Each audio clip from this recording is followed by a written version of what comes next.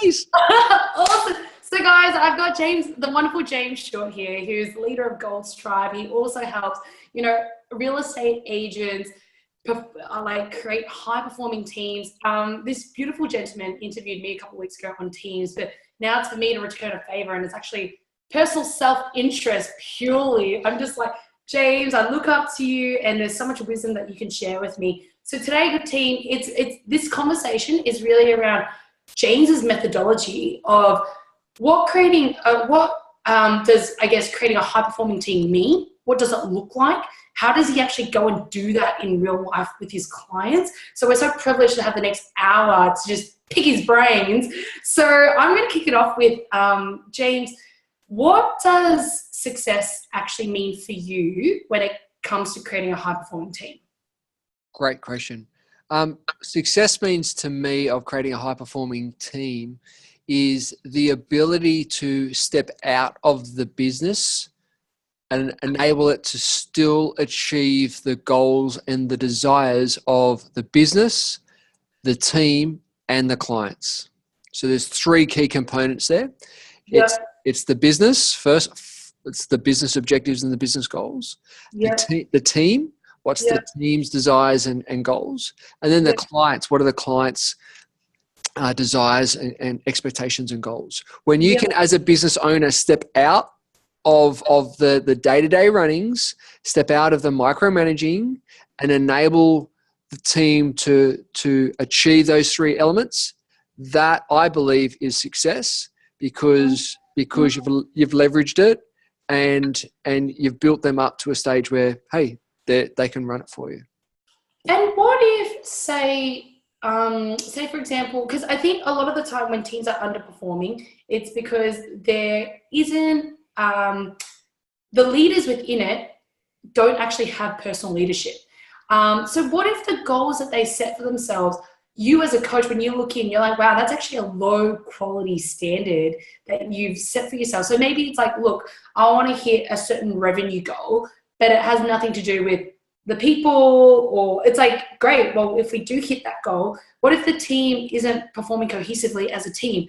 Like, when do you as a coach step in and like challenge what their version of success looks like, and whether or not it's like a resourceful, like great goal? Does that make sense? Yep. Yeah. So with teams, there's two key components: is measurables and meaning. And what I mean by that, it's all well and good. Yeah, as you said, you can set the financial goal, but what's the meaning behind that? Do you have the successful culture? And you can actually measure culture in a number of different ways, because so how do you measure culture? Well, things from staff interviewing, finding out where their level of happiness is, finding out where their goals and aspirations are. Do they have a career roadmap in place? Are they feeling that they've been supported?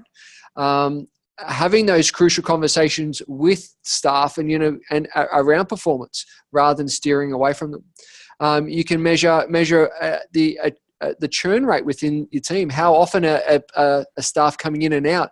How long are they? How long are they staying around for you? Do you feel actually confident and happy to go out and socialize with staff? Obviously not get crazily drunk and be stupid, but happy to be seen out in public. When a staff members rings your phone, are you happy to take that call, or are you dreading to take that call? So what I call, these are the one percenters, right?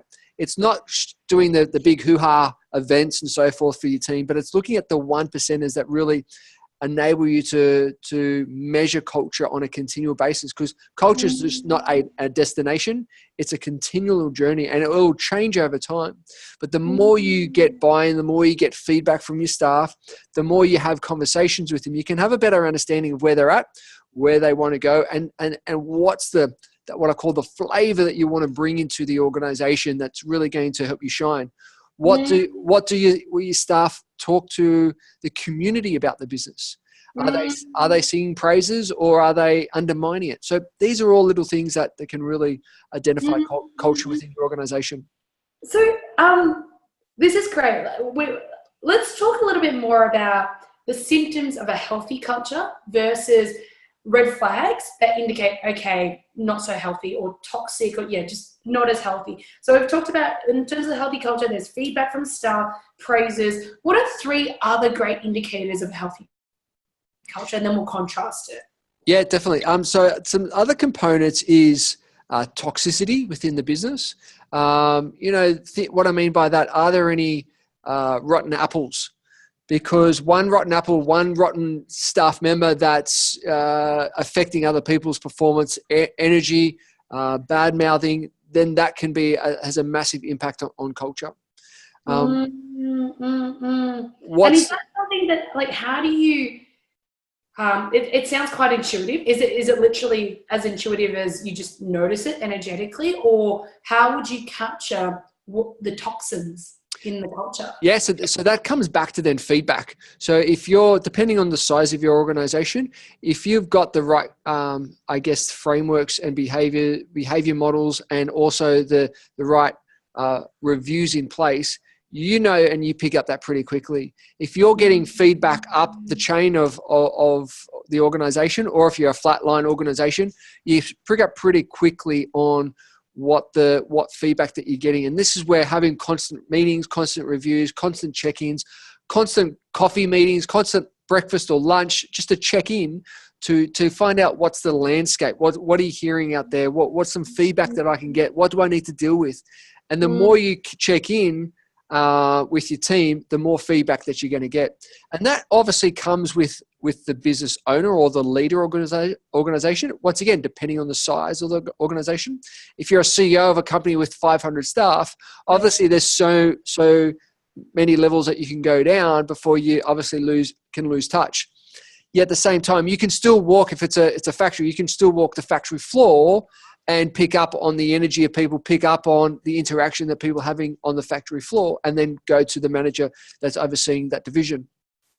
So it's about being that aware leader, and it's having that self-awareness around your managers, around your team, and asking the right type of questions.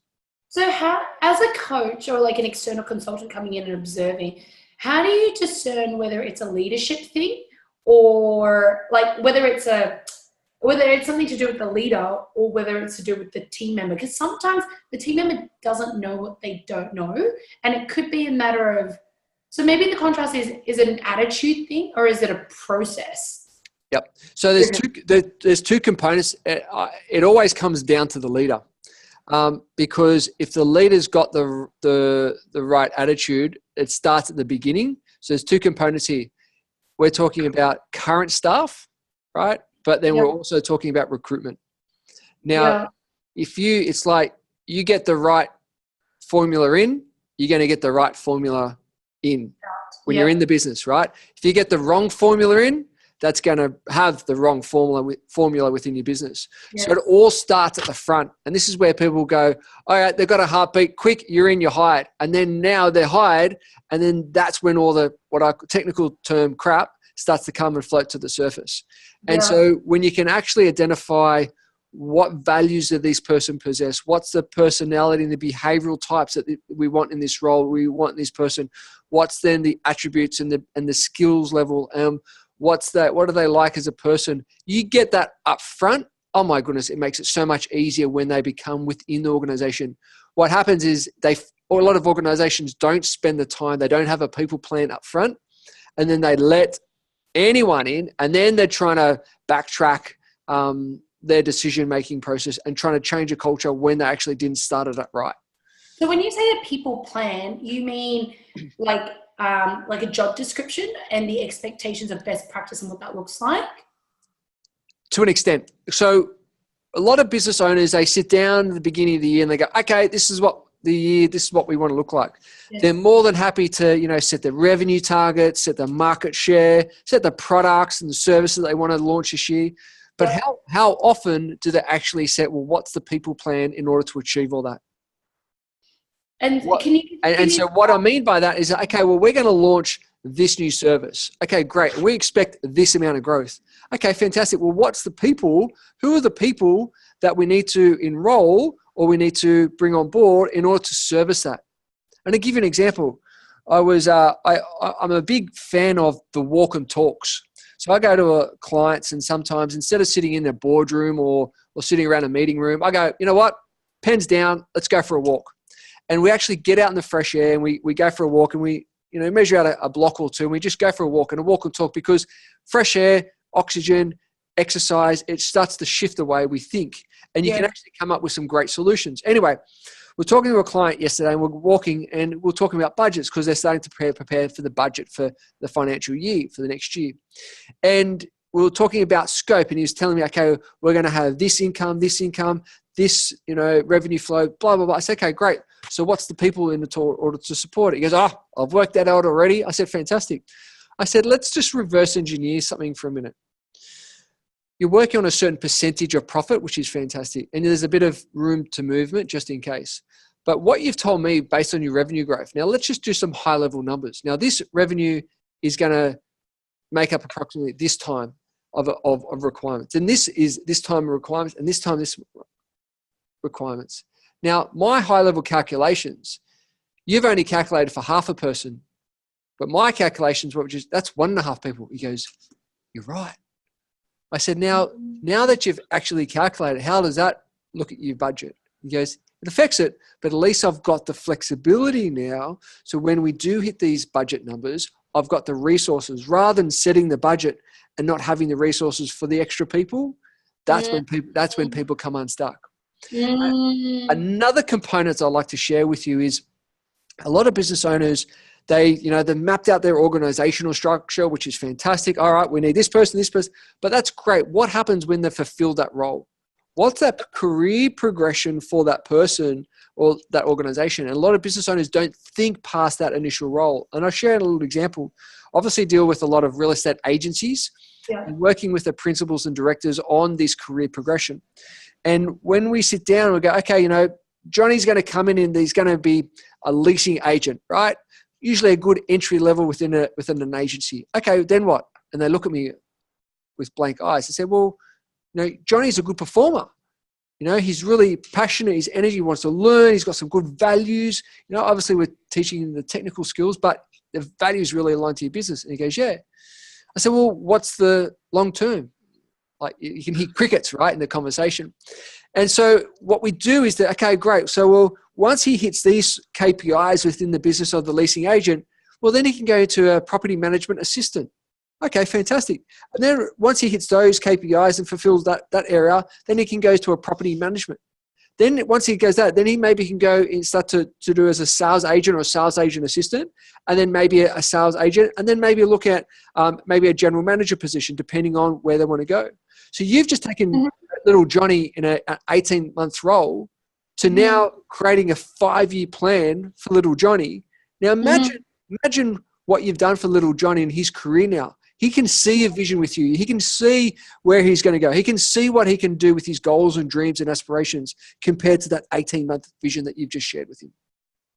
I love this. Let's stay on this because say, for example, so that applies, say, in the real estate space where I can envision that there is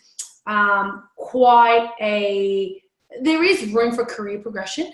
Let's talk about retail, right? Because typically retail, when I speak to GMs or even owners of retail organizations, they're like, look, Cal, in the Australian industry for retail, retail is typically a stepping stone for people in uni or whatever it is. Although I do see a lot of parents there who just want the stability of going to a 9-to-5 and whatnot.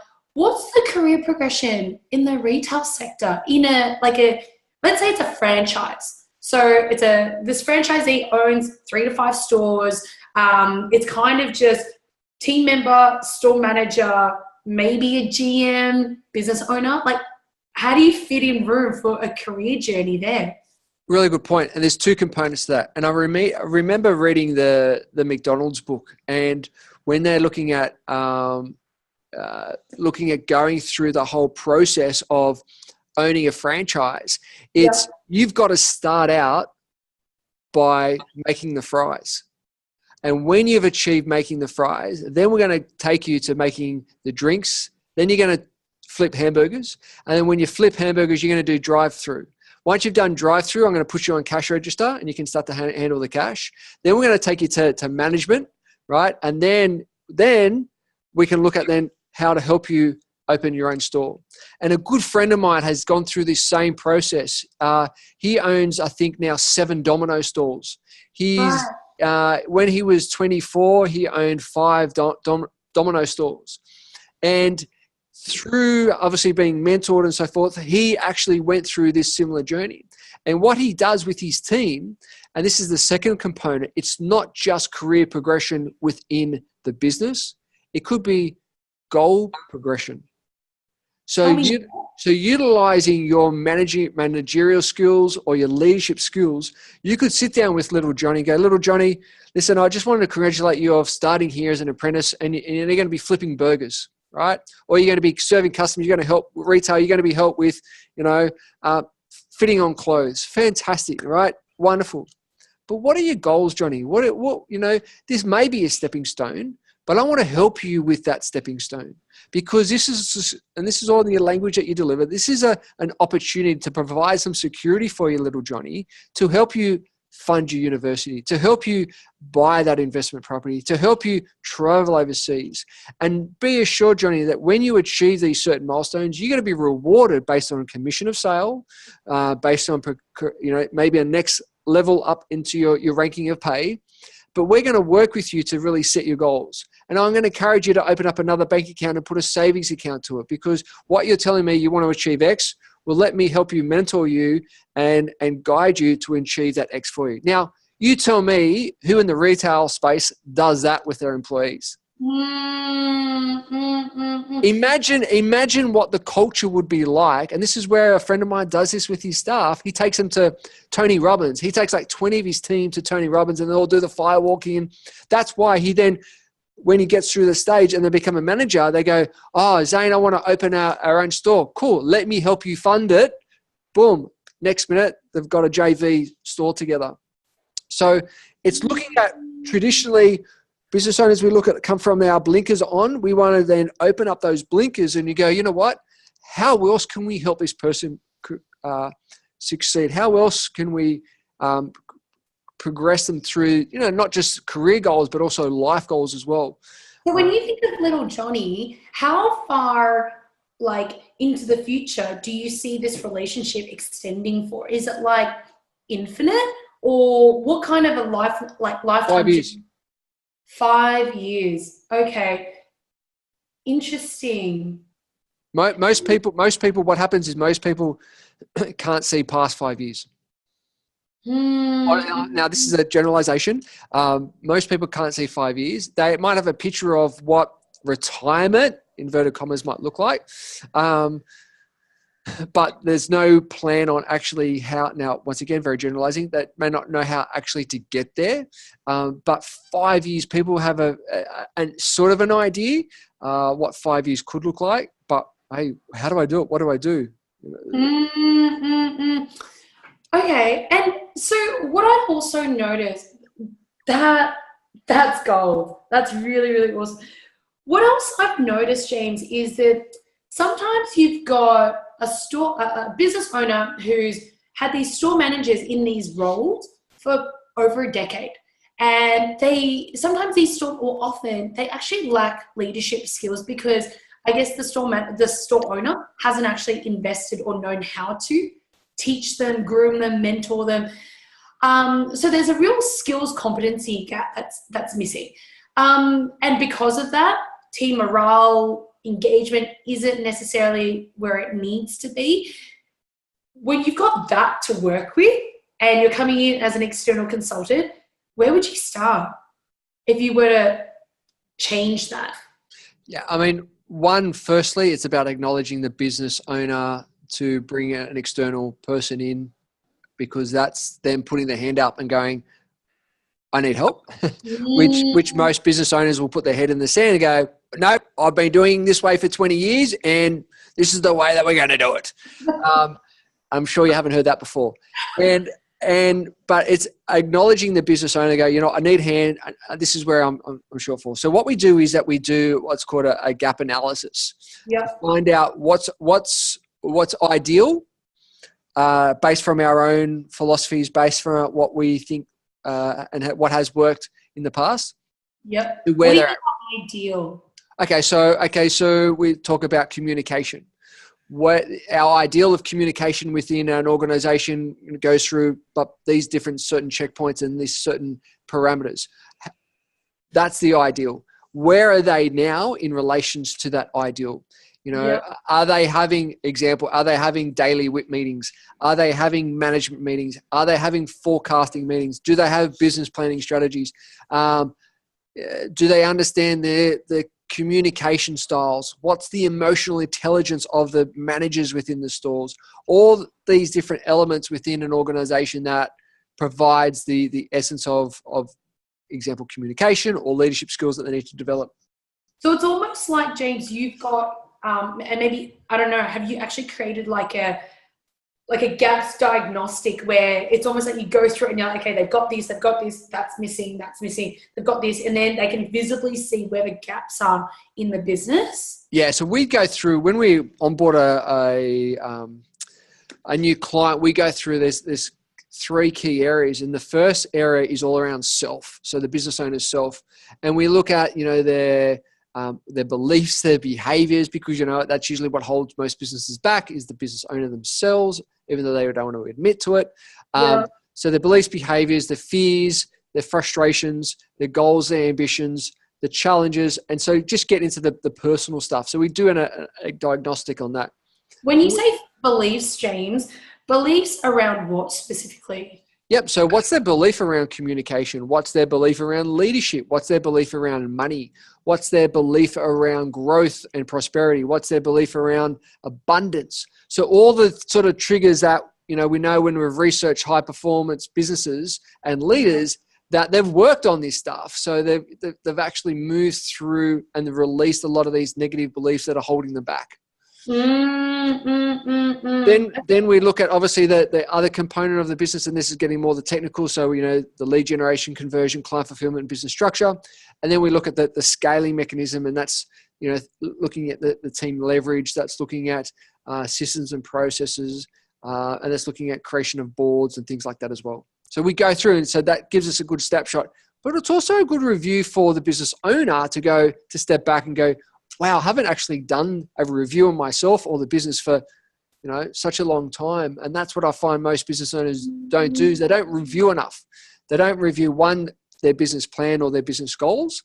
And two, they don't review themselves. How am I going as a leader? How am I going as a manager or a mentor?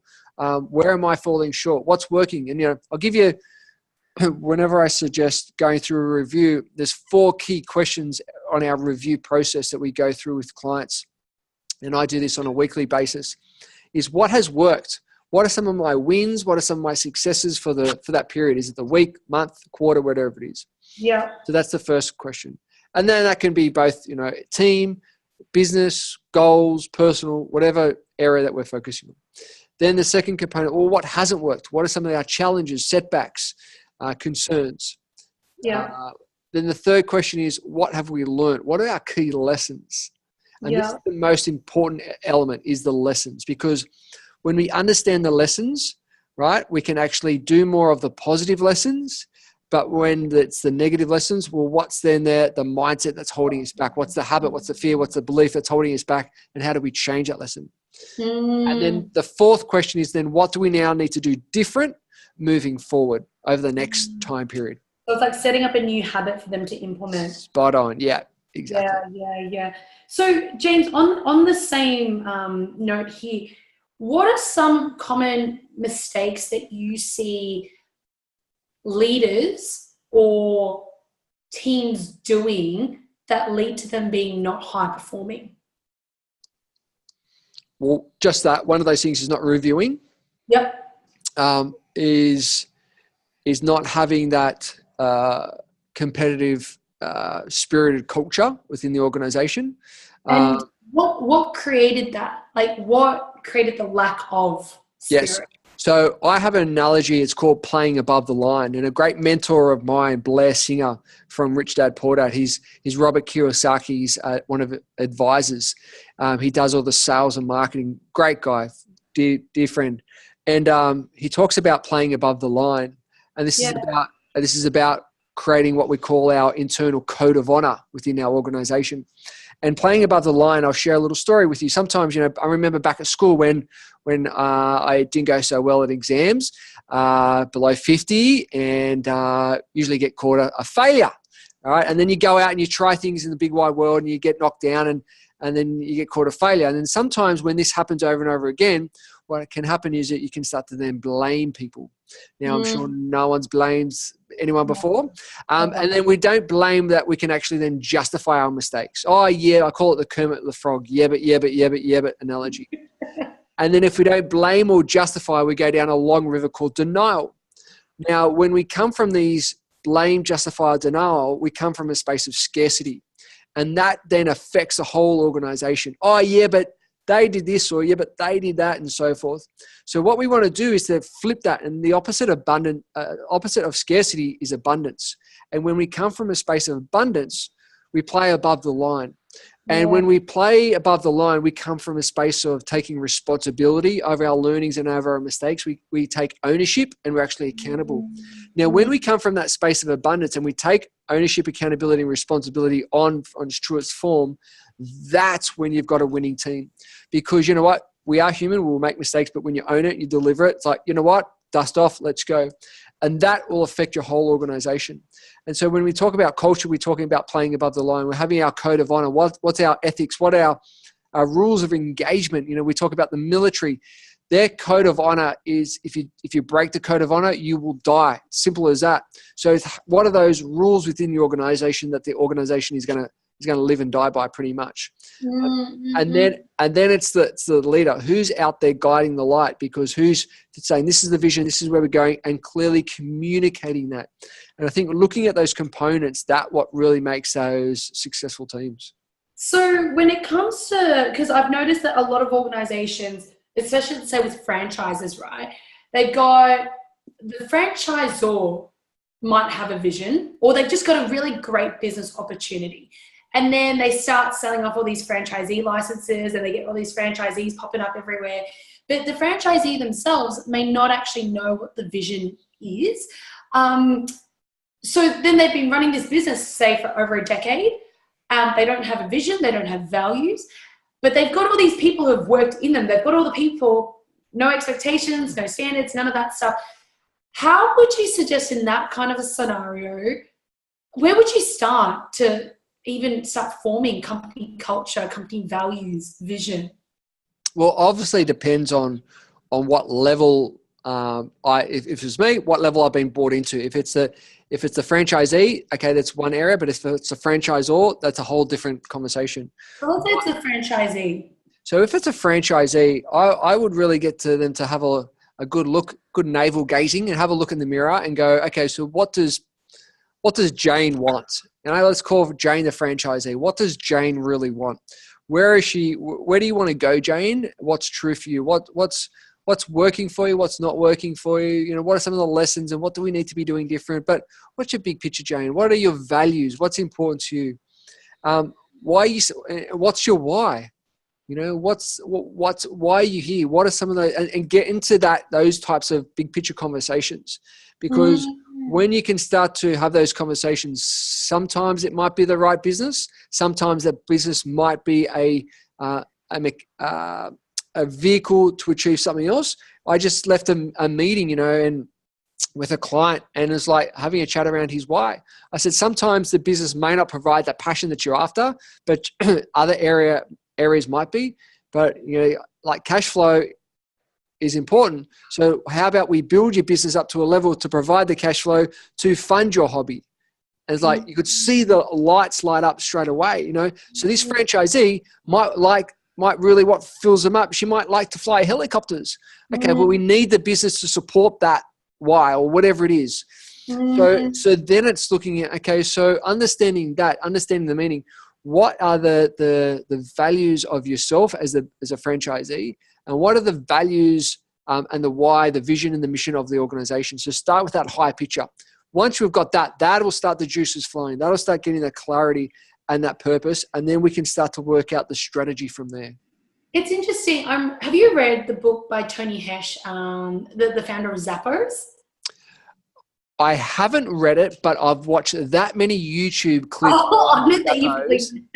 collectively forms the book. So his methodology for him ascertaining the value for Zappos was, and I'm still just going through the book now, but he actually sent a company-wide email out to hear from the people, what are your, like, what's important for you? And they've created this book called Culture Book where people will share their experience.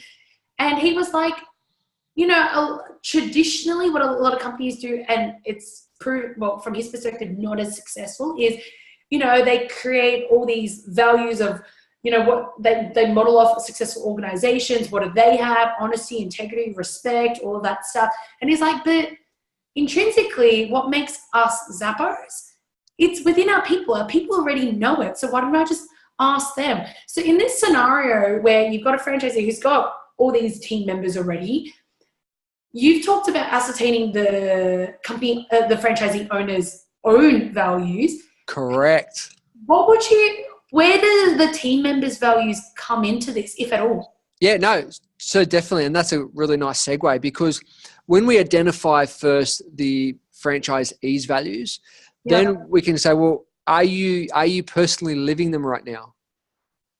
Because if they're not aligned to their own personal values, then we need to ask some serious questions, why not, and so forth. When we've identified that, because I believe a franchisee can't go to the team first if their backyard's not in order, their own personal backyard. If they're not in the right headspace, if they're not in the right frame of mind, because their team is always looking up for the franchisee as a leader and knowing where they're going. Yeah. And so when we understand of what's important and the why and the values for the franchisee, right, then we start to get the juices flowing. Then the next component is, okay, great. Well, you've been running this show for 10 years. Who's on the team? What's important to them? And that's the value elicitation question. So what is important to you in relation to your career, your health, your whatever it is? And then it's identifying that process and then really getting them on board. What are we doing well? What aren't we doing well? How can we improve? I've currently got a team of nine staff that I work with, and excuse me, my EA that works with me, she loves it because I said to her, I want at least when we have our weekly meetings, I want at least one new idea from each team member. Now, like traditionally, because obviously all my team's virtual and we all get together every week, like that's unheard of in the Philippines. Because it's just like, what? I've got a voice? Yeah, I want to hear it.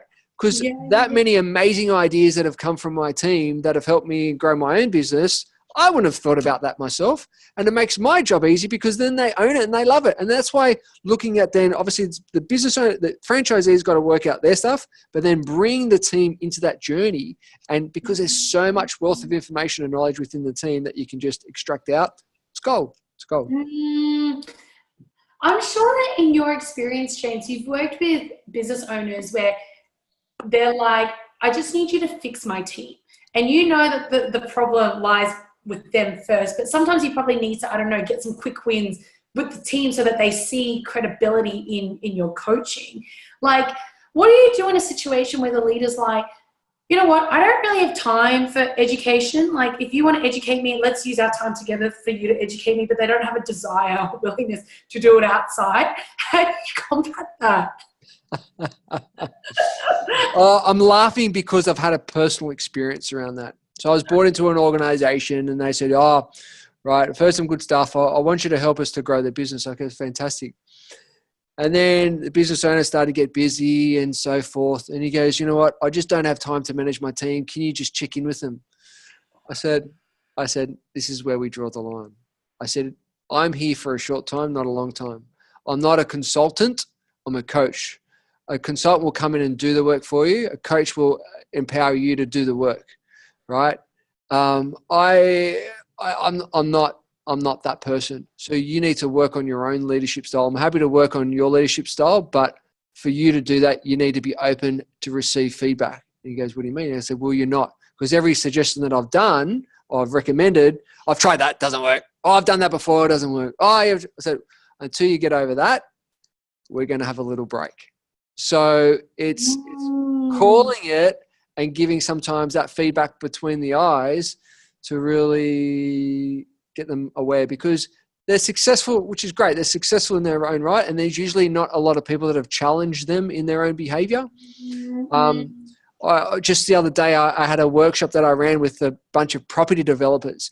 Now you can imagine the energy in the room, these intense property developers. And is one of the property developers going, you know what? I agree, but you're missing this. I said, stop. I said, listen to your language. He goes, what do you mean?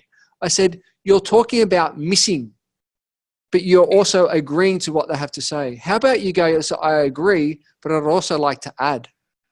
And a slight change like that can either take someone out completely energetically or really puff them up and make them feel good. Yes, thank you. I didn't even realize that. And it's until you can have those frank conversations with these franchisees or the managers or the business owners, then how are they going to change? How are they going to shift on a behavioral level themselves? Language is so important. So I recommend every business owner needs to go and learn neuro-linguistic programming. They need to work on their communication skills, and they need to learn emotional intelligence and the DISC profiling system.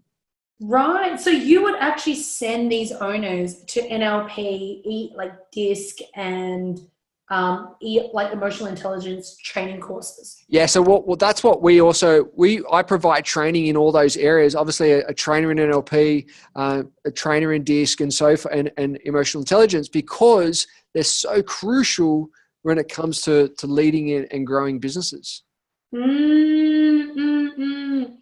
That's great. And so if we move back to what we were talking about before about around values and creating the vision and the end in mind, say the owner curates that in their mind and they're pretty clear now, and then they bring the team together, or maybe the key leaders, the store managers together, and they discern, how do you then effectively communicate this new message, this new vision with momentum and engagement from the rest of the team?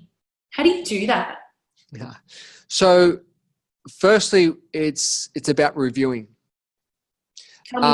And so going through those 4 review questions, and it's about having the franchisee or the business owner eating some humble pie and go, listen, this is my journey so far. We've been running the show for 10 years. The passion is gone. The energy is gone. This is where, as a business owner and a leader, I feel I've fallen down and let you guys down. And I come to you with an opportunity to rise again. So we can all share in one vision, share in one journey, and help one another to achieve the goals of the business, but also more importantly, the goals of what you want to achieve. Let's do this together. And we've got I always recommend an external facilitator to come in to facilitate, to get the best out of us all. So we put it all onto paper. And so that's the vision moving forward. So humility is a super important characteristic of great leadership, isn't it? Totally. What else would you say are what are your top 5s for when it comes to great lead? Like when you compare unsuccessful leaders and those who others really look up to, respect, and want to follow, what are the top 5 qualities you see successful leaders doing that unsuccessful ones aren't? Yeah, self-awareness, communication. Actually, when you say self-awareness, I kind of know what that is, but I just want to clarify. What do you mean by that, and what does that look like? Yep. So self-awareness is around understanding your own emotions, understanding what are your emotional triggers, understanding what gets you going, what rattles you, having that emotional awareness of going, you know what, wow, okay, that is a pattern that I'm playing out. That is a lesson. Oh, wow, I could have maybe looked at that done differently. But that's having the awareness, but then actually then controlling those emotions. If someone pees you off, well, you're not going to go in there and and fire them. It's then, okay, understand that's their view of the world. How do I control my emotions to then deliver a conversation that's going to be a beneficial conversations to each party? That's my understanding of self-awareness. Great. And just so important, there's never too much that you can learn about yourself. So self-awareness is number one. Number two, you mentioned education. Communication. Communication. Yes. Yep. So what do you mean by that? So my definition of leadership is vision plus strategy plus communication. Okay, tell me how you came up with that. Because what I see a lot of the time is we've got some great leaders out, some great visionaries out there, but unless we have a plan on how we're going to attack it, that's one thing. But then how do we communicate that to the team? How do we enroll the team? How do we engage the team to that vision, to that strategy? Otherwise, it's all in our heads. Otherwise, it's all on pieces of paper. We need that communication. That's why communication is so important to really onboard people. Another component is obviously emotional intelligence. Yeah. It's interesting that the characteristics that you've listed out are almost what would you call it? Like if it was a flow chart, it's learn this skill set and this skill set and this skill set. I'm wondering, like, if we looked at a layer above that, and it's like to become an effective leader that others want to follow. Like, what are the qualities in terms of what does the leader need to be to have people want to follow their vision? Or who do they need to be when they're communicating the strategy? Like, what qualities do you think great leaders all possess? Does that make sense? Yep. So they need to be inspiring. And what does that look like for you? So inspiring, it looks like, wow, I want to be part of what they're saying. I want to be part of that community. I want to be part of that delivery of that widget or that whatever it is. That is inspiring. What they're saying, what they're showing me, how I'm feeling towards their message, that I want to be part of that, and that's inspiration. And how do you curate that? So say, for example, if you had a leader right now who was like, you know what, James, that's great, that great leaders are inspiring, but I don't feel that right now. How can I develop it? So that comes down to a number of different things. That comes down to how's your own passion. So being inspiring, there's also an element of passion that comes into place. It also comes into how well you, once again, coming back to your communication skills, how well you can communicate your message of inspiration. Your vision, how clear is your vision? Do you know where you're going that you can be inspiring to communicate it? But also then communication is then the words that you use, the energy behind your words. I mean, you could say the same monologue with the same tonality and being boring as batshit, or you could actually use pronunciation. You can use your tonality. You can use pauses within your presentation and really captivate the audience.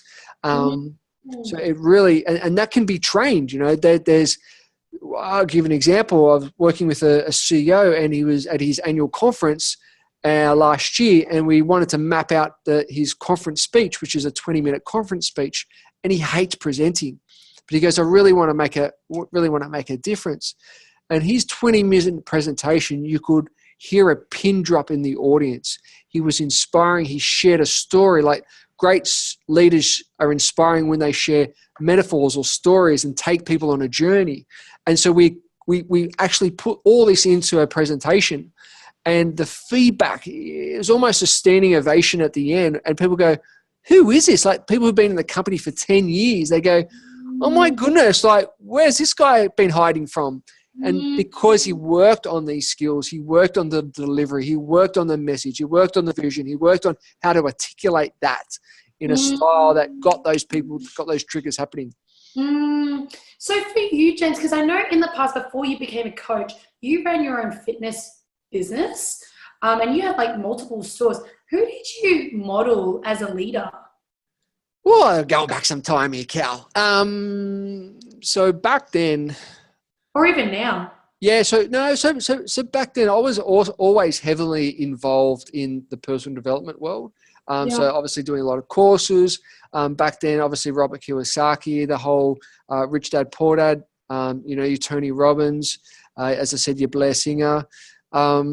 Looking at then Dr. Fred Gross, how they presented. What are the hours and hours of watching Willie Jolly, who's a famous preacher over in the States, one of the world's best speakers. How does he articulate? What are the stories? And you know what?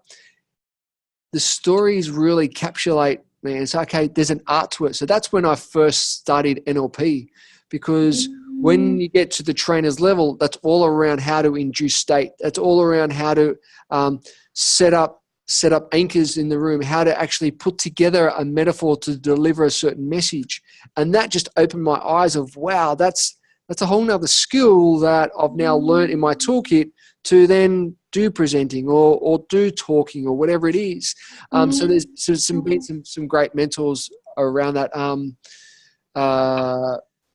Tad James was my teacher in NLP. And, back in the day, just phenomenal. Tad and Adriana. Yeah. So James, wow, I'm so excited hearing your journey, because I know how much work you've put into it, which is why the certainty and the energy that you present now with is a reflection of all the work that you put in. For someone, and this is where I'm going to eat my humble pie, for someone who's like starting out in their journey in coaching, especially in this retail space, and in my first 3 years of business, what advice would you give me in terms of, Cal, do this, focus on this over the next few years, and do this well? So firstly, it's studying those businesses that have done well, and actually, there are, even though businesses are different, there are a lot of principles that run through, a lot of rules that run through majority of organizations. Find out and interview those successful business owners and business leaders and what makes them tick on two components. One, personally, but also then two, on an organization level. How do they get to, what are their strategies? What do they do? But then on a personal level, what work have you done on yourself? What are your beliefs around what? So that would be another component. And secondly is be really investigative. So the people that you are talking to, business owners, is to really find out what makes them tick, really get into their why, into their big picture, find out, where their big picture is, where are they at right now, where do they feel stuck, and what do they feel that they need? Because usually people know what they need, but they get themselves caught up into what I call in the trenches so much that they need someone to pull up them from the scruff of the neck and go, hey, there's the goalposts. My job as a coach is to get you to those goalposts and get you out of the trenches. And these are the strategies that we're going to use in order to get there. So what you're saying is, when I'm interviewing these business people, discern what drives you personally and what drives the organization. And then when you said be very investigative, you mean like them potentially as my client? Or no, so two components. So those are the successful businesses that may not need what you're offering right now, because they may be on a different journey. But for those businesses that you're helping, it's being investigative with those business owners and really finding out what makes them tick as well. Because you've interviewed these successful people, you know the skills to transfer them. They're successful because you're getting the direct feedback, and you know the skills from your own toolkit to then utilize it with these ones. Cool. It's just a transfer of information, but you've already got the strategies in place. So which organizations come to mind for you where you're like, Cal, either you know them personally or you just know of them? What are 3 organizations that you'd recommend I look into? I would say definitely the franchise model, those successful franchise, definitely Domino's. because where they're going, the market share that they've got here in Australia is just phenomenal. The growth is just phenomenal, that they're really been incredible. Also, now moving into obviously the AI space, so the places like Google, spaces like Amazon. Now Amazon is launched here in Australia because what they're about to embark on, like you look at Google Assistant, now they can actually start to make phone calls for you and start to book appointments. Like, this is next level. This is where I believe we're going is outsourcing, and also robotics and artificial intelligence. And you'll see, particularly in your space, Cal, that it's going to be some huge changes. And if you can then be on the forefront of those changes and help these business owners go through these changes, they're not going to be left behind. They're going to adapt. Look at the Blockbuster, chain. They didn't want to change, and where are they now? Kodak. Like all those things that they left it too late to adapt to change. And I think for you, as being a change maker, you can really help these businesses stay on the forefront of technology, but also stay on the forefront of change and what that actually means as a business leader. Because sometimes the older generation don't like change, but I think with your expertise and your guidance, you'll be able to assist them going through that change process. And shift that mindset so it's one of innovation and what else is possible. Totally. Yeah. And not what else is possible from your own business owner's mind space, but how about we ask the team what else is possible? Or even just having these kinds of conversations and interviewing people outside of the industry and doing cross collabs there. I think that's incredibly powerful. Well, thank you so much, Mr. Short. This is, if you locked me in a room with you for 9 hours, I'm sure we'd still be guppy. So guys, this is just like a snippet of what James has to offer.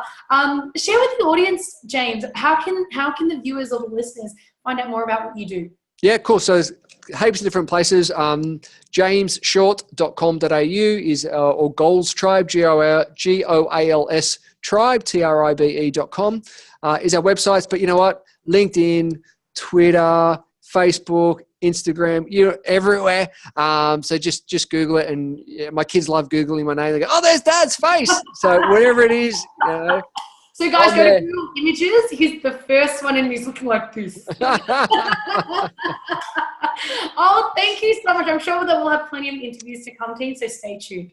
Thank you. Thank you.